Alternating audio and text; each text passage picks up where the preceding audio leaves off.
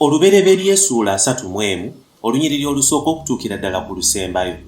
Yakobo n'awulira ebigambo by'abatabani ba Labbaani nga boogera nti, Yakobo atutte ebintu byonna ebyali ebya kitaffe, era mu byo mwafunidde obugagga obwo bwonna. Yakobo n'alaba nga Labbaani takyamusanyukira ng'olubereberye. Mukama n'agamba Yakobo nti, ddayo mu nsi y'abajjajjaabo era eri baganda, nange n'abeeranga wamu naawe. Yakobo n'atumya Laakeeri ne Leeya bajje mu ddundiro awali ekisibo kye, n'abagamba nti, ndabye nga kitammwe takyansanyukira ng'olubereberye, naye Katonda wa kitange abadde wamu nange. Era mumanyi nga naweereza kitammwe n'amaanyi gange gonna. Era kitammwe n'annimba, n'akyusa empeera yange emirundi 10, naye Katonda n'atamuganya kunkola bubi. Bwe yayogeranga bw'ati nti, eza bujagijagi ze zinaabanga empeera yo, ekisibo kyonna ne kizaala eza bijagijagi. Era bwe yayogeranga bw'ati nti, eza biwuuga ze zinaabanga empeera yo, ekisibo kyonna ne kizaala eza biwuuga. Bw'atyo Katonda ensolo za kitammwe yazimuggyako n'azimba.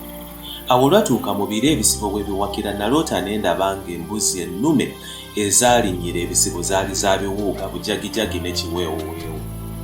Malayika wa Katonda n'aŋŋamba mu kirooto nti, Yakobo. Ne nziramu nti, nze nzuuno. N'ayogera nti, yimusa kaakano amaaso go olabe embuzi zonna ennume ezirinnyira ekisibo za biwuuga, bujagijagi ne kiweewoweewo, kubanga ndabye byonna Labbaani bye yakola. Nze Katonda wa Beseri, gye wafukira amafuta ku mpagi, gye wanneeyamira obweyamo. Kaakano golokoka ove mu nsi eno oddeyo mu nsi gye wazaalibwamu. Laakeeri ne Leeya ne baddamu ne bamugamba nti, tukyalina omugabo oba busika mu nnyumba ya kitaffe, tetubalirwanga bannaggwanga gy'ali, kubanga yatutunda, era n'ebintu byaffe abiriiridde ddala. Kubanga obugagga bwonna Katonda bw'aggye ku kitaffe bwe bwaffe era bw'abaana baffe, kale kaakano kyonna Katonda kyakugambye ekikole.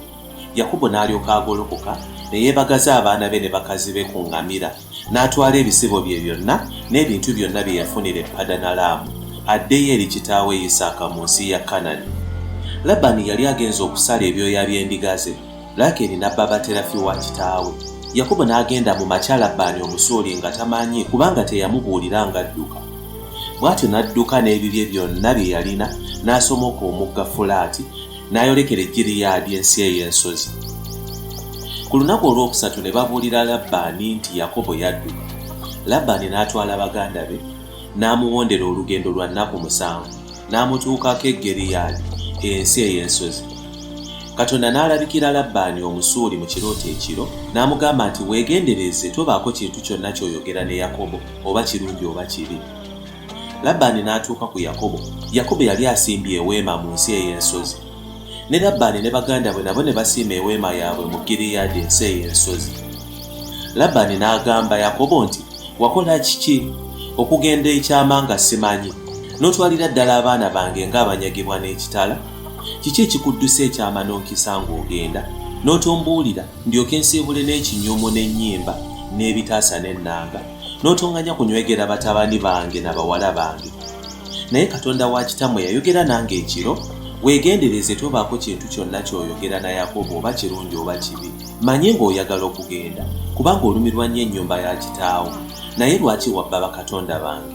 Yakobo n'addamu n'agamba Labbaani nti, kubanga natya nti oyinza okunziggyako bawala bo olw'empaka. Buli gw'onoosanga ne bakatonda battibwe. Kaakano nga tulinawo mu maaso g'abaganda baffe, yawulamu ebibi ebiri mu byange obitwale. Yakobo yali tamanyi nga Laakeeri yabba bakatonda ba kitaawe. Labbaani n'ayingira mu weema ya Yakobo, ne mu weema ya Leeya, ne mu weema ey'abazaana bombi, naye n'atabalaba. N'ava mu weema eya Leeya n'ayingira mu weema eya Laakeeri. Laakeeri yali atutte baterafi nga bakwese mu matandiiko g'eŋŋamira ng'agatuddeko. Labbaani n'ayaza mu weema yonna, naye n'atabalaba. Laakeeri n'agamba kitaawe nti, mukama wange tonsunguwalira, kubanga siyinza kuyimirira w'oli nga ndi mu mpisa y'abakazi. Labbaani n'anoonya, naye n'atalaba baterafi. Yakobo n'asunguwala, n'ayomba ne Labbaani ng'agamba nti, nsobezza ki? Nkoze ki ekikunnondooza bw'otyo? Oyazizza ebintu byange byonna, kiki ky'olabyemu ekikyo? Kiteeke wano mu maaso g'abaganda bange ne baganda bo, batusalire omusango ffembi. Emyaka egyo 2 gye nabeeranga naawe, endiga zo n'embuzi z'enkazi tezaasobola, n'ennume ez'omu kisibo kyo saazirya. Eyatagulwanga ensolo saagikuleeteranga, nze nafiirwanga. Eyabbibwanga emisana oba ekiro waginvunaananga. Bwe ntyo bwe nnaabeeranga, emisana omusana gwanzigwerangako, ate ekiro empewo n'enfuuwa, era n'otulo twambulanga. Emyaka egyo 2 gye nali mu nnyumba yo, nakuweerereza emyaka 14 olw'abawala bo bombi, n'emyaka 6 olw'ebisibo byo, naye gwe wakyusakyusa empeera yange emirundi 10. Singa Katonda wa kitange, Katonda wa Ibulayimu era entiisa ya Isaaka, teyabeeranga nange, kaakano tewandiremye kunsindika bwereere. Katonda alabye okubonaabona kwange n'okutegana kw'emikono gyange, kyeyavudde akunenya ekiro. Labbaani n'addamu Yakobo nti, abawala bano bawala bange n'abaana baabwe be baana bange, n'ebisibo bino bisibo byange, ne byonna by'olaba wano byange. Kakati nnyinza kukolera ki bawala bange bano oba abaana be baazaala? Kale nno kaakano tukole endagaano nze naawe, ebeerenga omujulirwa wakati wo nange. Awo Yakobo n'addira ejjinja n'alisimba libe ekijjukizo. Yakobo n'agamba abantu be nti, mukuŋŋaanye amayinja, ne baddira amayinja ne bagatuuma entuumu, ne baliira awo awali entuumu. Labbaani n'agituuma erinnya Yegalusakadusa, naye Yakobo n'agituuma Gereeri. Labbaani n'ayogera nti, entuumu eno ye mujulirwa eri nze naawe leero. Erinnya lyayo kyeryava libeera Galeedi era Mizupa, kubanga yayogera nti, Mukama atunulenga wakati wange naawe bwe tuliba nga tetukyalabagana. Bw'onoobonyaabonyanga bawala bange, oba bw'oli wasa abakazi abalala awali bawala bange, wadde tewaliba muntu mulala ali naffe, jjukira nga Katonda ye mujulirwa wakati wo nange. Labbaani n'agamba Yakobo nti, laba entuumu eno ey'amayinja n'empagi eno gye nsimbye wakati wo nange. Entuumu eno n'empagi eno binaabanga abajulirwa baffe, nga nze siriita ku ntuumu eno kukulumba, era naawe nga toliita ku ntuumu eno ne ku mpagi eno kunnumba. Katonda wa Ibulayimu era Katonda wa Nakoli, Katonda wa kitaffe, alamulenga wakati waffe.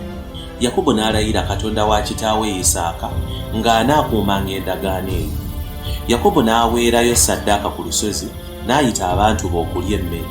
Ne balya emmere, ne babeera ku lusozi okukeesa obudde. Awo enkya mu makya Labbaani n'agolokoka, n'anywegera bazzukulu be ne bawala be, n'abasabira omukisa. Labbaani n'asigula n'addayo ewuwe.